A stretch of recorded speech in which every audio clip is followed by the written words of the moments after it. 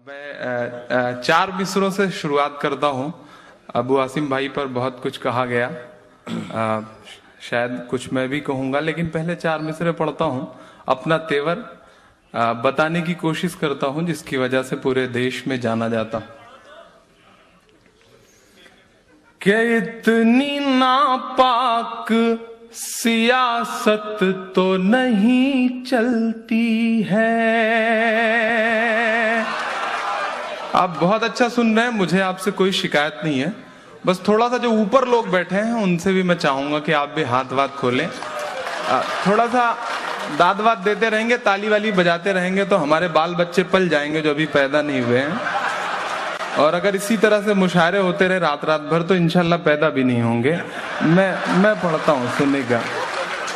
कि इतनी नापाक सियासत तो नहीं चलती है, ऐसी चालाक मोहब्बत तो नहीं चलती है, ऐसी चालाक मोहब्बत तो नहीं चलती है। काश ये बात जजों की भी समझ में आती। एक एक हाथ उठना चाहिए हवा में। काश ये बात जजों की भी समझ में आती कि आस्थाओं से अदालत तो नहीं चलती है, आस्थाओं से अदालत तो नहीं चलती है।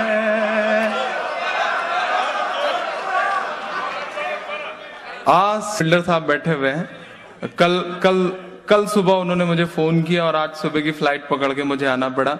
अनवर भाई किंगफिशर की फ्लाइट से आ रहे थे, मैं जेटलाइट की फ्लाइट से। जब मुझे बताया गया कि अनवर भाई किंगफिशर की फ्लाइट से हैं तो मैं बड़ा डरा हुआ था, क्योंकि बुजुर्ग आदमी और किंगफिशर की फ्लाइट और इतनी प्यारी प्यारी एयर होस्टेस, मुझे बड़ा डर लग रहा था। मैं सोच रहा था अनवर भाई सही सलामत लैंड कर जाएं तो अच्छा रहेगा।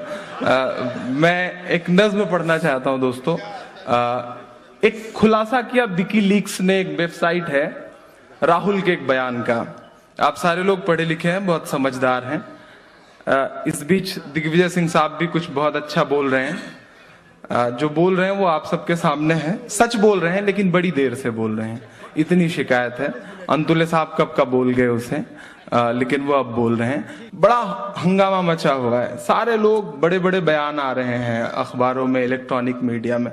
बस मैं अपने ढंग से बात करने की कोशिश कर रहा हूं, आप समझेंगे इंशाल्लाह।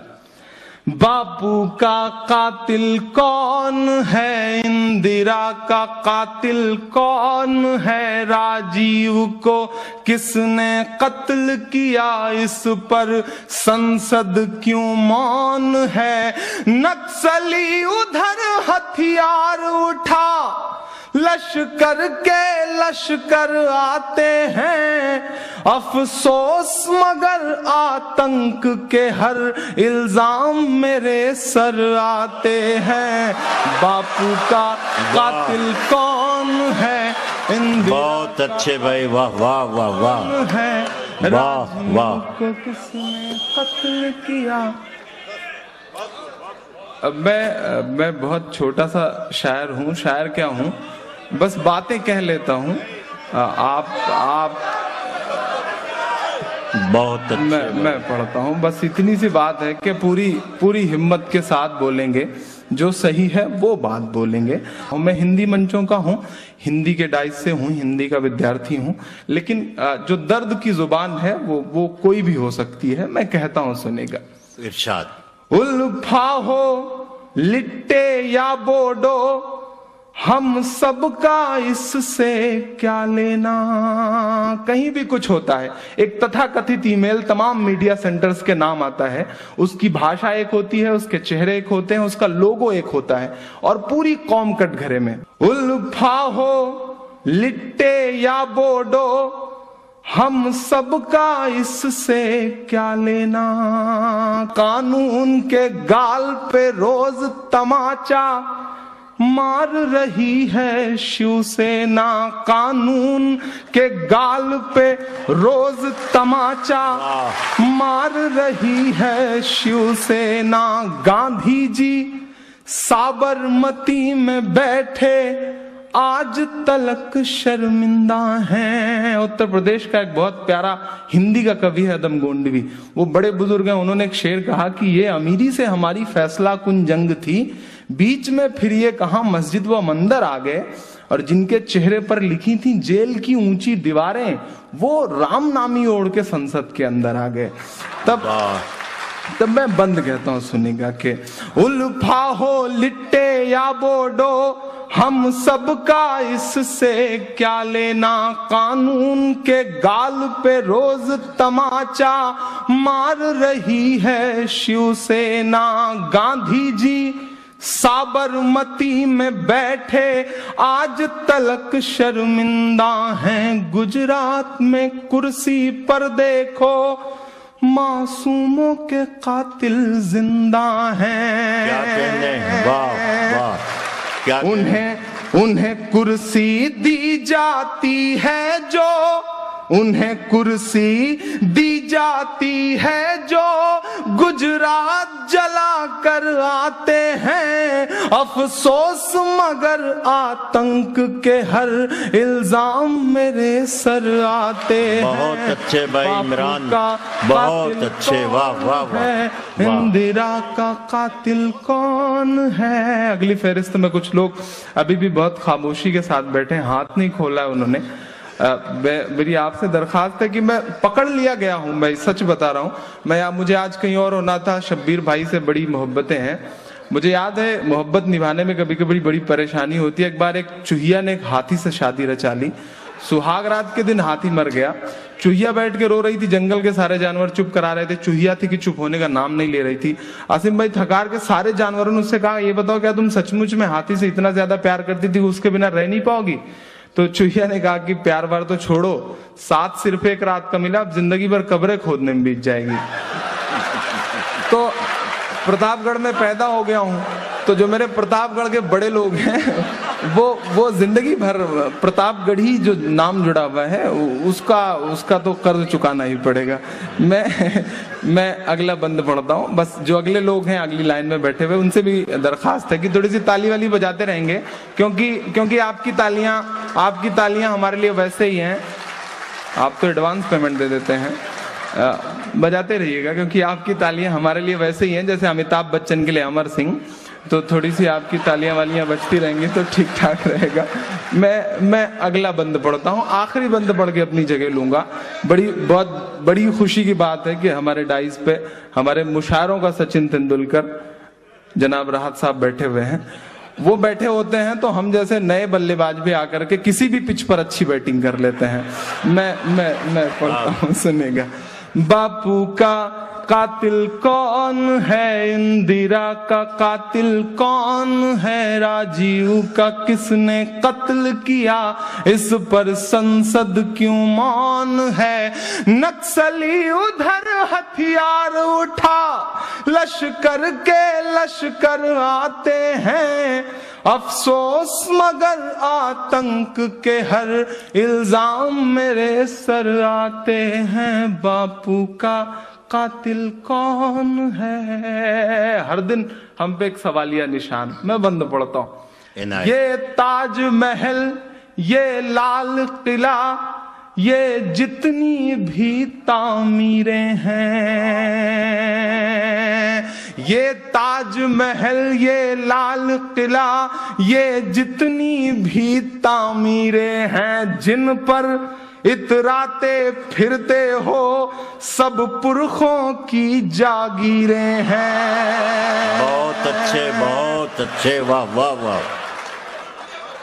ये ताजमहल, ये लाल किला, ये जितनी भी तामीरें हैं, जिन पर इतराते फिरते हो सब पुरखों की जागीरें हैं। जब मांगा वतन ने खून बदन का, सारा लहू निचोड़ दिया। अगले मिसरे पे एक शख्स की मोहब्बत मुझे चाहिए। जब मांगा वतन ने खून बदन का, सारा लहू निचोड़ दिया, लेकिन इतिहास ने ला करके किस मोड़ पे मुझको छोड़ दिया। लेकिन इतिहास ने ला करके किस मोड़ पे मुझको छोड़ दिया। अजमेर से मालेगांव तलक, अजमेर से मालेगांव तलक वही नाम उभर कर आते हैं। अफसोस मगर आतंक के हर इल्जाम में। बहुत अच्छे भाई, बहुत अच्छे। दोस्तों, मजबूरी ये है, या तो मुशायरा नहीं एक पत्थर से। आप खड़े हुए बोलने के लिए तो पीछे से एक आवाज आई थी कि आवाज नहीं सुनाई पड़ रही। मुझे बड़ी हैरत हुई कि ये मुंबई में बोलते हैं और पूरा हिंदुस्तान सुनता है और यहीं पे आवाज नहीं सुनाई पड़ रही। बड़ा अजीब लगा था मुझे। और आप तभी कह रहे थे अबू आसिम भाई की लाइट उधर नहीं पड़ रही, तो मैं सोच रहा था ये लोग बड़े सुकून से बैठे हैं। इसमें ज्यादातर उत्तर प्रदेश के लोग हैं और इनको अंधेरे में रहने की आदत है, तो कोई बड़ी दिक्कत भी नहीं है, ये बैठे भी रहेंगे। ये बहुत प्यारे लोग हैं। मैं पढ़ता हूँ। दोस्तों, एक बहुत छोटी सी बात कि एक शख्स खड़ा होता है, 13 राक्षस खड़े होते हैं इस देश की एक बहुत बड़ी अदालत में, जिसे सदन कहा जाता है, और उसकी दिलेरी पूरा देश देखता है। पार्टीगत मजबूरियां होती हैं, कुछ बोलते हैं, कुछ कमीने नहीं बोलते हैं। मैं बस एक नज़्म पढ़ रहा हूं, सुनिएगा। कि इंसान नहीं एक पत्थर से इस नफरत वाले रहबर। अगले काफिये की दाद चाहिए मुझे। इंसान नहीं एक पत्थर से इस नफरत वाले रहबर से, हमको कुछ बातें कहनी हैं इस महाराष्ट्रियन हिटलर से। वाह, बहुत कमजोर तालियां हैं। रात के 12 बज रहे हैं और तालियां इतनी तेज होनी चाहिए कि अपने एसी कमरे में सोए हुए उन लोगों तक आवाजें जानी चाहिए। भले ही ये हॉल में है, लेकिन इस हाल की आवाज हर हाल में जाना चाहिए। मैं पढ़ता हूं, सुनना। इंसान नहीं एक पत्थर से इस नफरत वाले रहबर से, हमको कुछ बातें कहनी हैं इस महाराष्ट्रियन हिटलर से। हिंदी उर्दू दो बहनें हैं, आपका शोर उठे।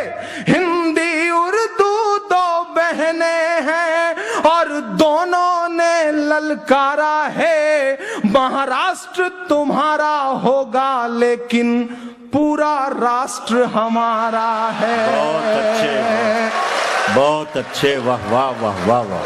हिंदी उर्दू दो बहनें हैं और दोनों ने ललकारा है, महाराष्ट्र तुम्हारा होगा लेकिन पूरा राष्ट्र हमारा है। बहुत अच्छे, ये पूरा राष्ट्र हमारा है।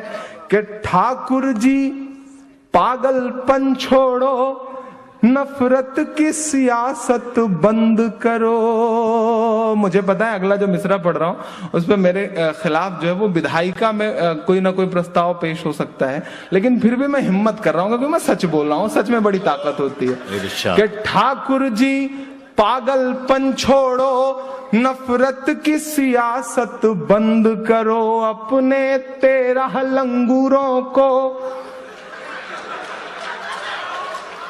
समझदार लोग हैं आप, अपने 13 लंगूरों को कानून का अब पाबंद करो। जो थप्पड़ तुमने मारा है हिंदी भाषा के चेहरे पर। अगले मिसरे पे आप बताएंगे कि आप अबू आसिम आजमी से कितना प्यार करते हैं, इस देश से कितना प्यार करते हैं। मैं अगला मिसरा पढ़ रहा हूं। जो थप्पड़ तुमने मारा है हिंदी भाषा के चेहरे पर, जो थप्पड़ तुमने मारा है हिंदी भाषा के चेहरे पर, वो थप्पड़ तुमने मारा है भारत माता के चेहरे पर। बहुत अच्छे, वाह वाह। जिस दिन ये सब कांड घटा था ना, वो इंटरव्यू दे रहा था IBN 7 पर कि कोई दोबारा फिर हिंदी बोलने की हिम्मत करेगा तो हम उसका हाथ काट लेंगे, जुबान काट लेंगे। मैंने एक ईमेल किया साहब को कि ठाकरे साहब समझाइए अपने नए नवेले चेले को जो बात बात पे हाथ काटने की, जुबान काटने की, पैर काटने की धमकी देता है, उसे समझाइए कि शोले फिल्म में गब्बर ने भी ठाकुर का हाथ काट लिया था, मजबूर होकर के ठाकुर ने उसे अपने पैरों से कुचल के मारा था। कहीं ऐसा ना हो कि हम कहीं ऐसा ना हो कि हम 50 करोड़ हिंदी उर्दू बोलने वाले लोग अपनी तहजीब भूल जाएं। ऐसा ना हो। मैं पढ़ता हूं। जो थप्पड़ तुमने मारा है हिंदी भाषा के चेहरे पर, वो थप्पड़ तुमने मारा है भारत माता के चेहरे पर। माँ सोच रही है मेरा ये, माँ सोच रही है मेरा ये बेटा कितना आवारा है। महाराष्ट्र तुम्हारा होगा लेकिन पूरा राष्ट्र हमारा है। बहुत अच्छे। ये पूरा राष्ट्र हमारा है। आखिरी बंद पढ़ के जाता हूं। मातृभाषा का अपमान होता है, पूरा देश ऐसे सन्नाटा खींचे बैठा रहता है जैसे कुछ हुआ ही नहीं। मैं बहुत सलीके से एक बंद पढ़ रहा हूं कि अफसोस के संसद भवन की वो दीवारें तक चुप बैठी थी। मुझसे लोग कहते हैं बेटा मुंबई जा रहे हो, सब सोच समझ के पढ़ना, डरा करना, इतना तीखा मत बोला करना।